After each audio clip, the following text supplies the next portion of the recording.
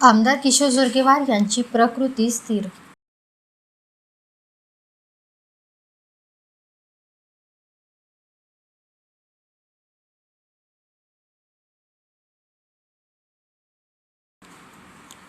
शहरातील CHL multispeciality hospital and research centre येथे आमदार किशोर जोरगेवार यांच्यावर यशस्वीरित्या एंजिओप्लास्टी करण्यात आली असून त्यांची प्रकृती सध्या स्थिर व सुधारत असल्याची माहिती रुग्णालय प्रशासनाने जारी केलेल्या हेल्थ बुलेटिनमध्ये दिली आहे. मिळालेल्या माहितीनुसार 19 फेब्रुवारी रोजी आमदार किशोर जोरगेवार यांची अचानक प्रकृती ढासळली.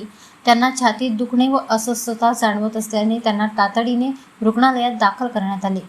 तपासणीनंतर त्यांना हृदयविकाराचा तीव्र प्रकार झाल्याचे निदान झाले. यानंतर तज्ज्ञ डॉक्टरांच्या पथकाने तात्काळ एंजिओग्राफी केली.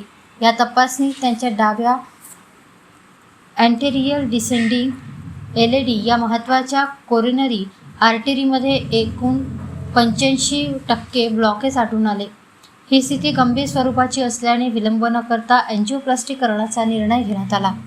डॉक्टरांनी LAD आर्टरीमध्ये एक स्टेंट यशस्वीपणे बसवून एंजिओप्लास्टीची प्रक्रिया पूर्ण केली. सध्या आमदार किशोर जोरगेवार यांची प्रकृती स्थिर असून ते उपचारांना चांगला प्रतिसाद देत आहेत. पुढील काही दिवस त्यांना डॉक्टरांच्या देखरेखीखाली विश्रांती देण्यात येणार असल्याचेही रुग्णालयाने स्पष्ट केले आहे.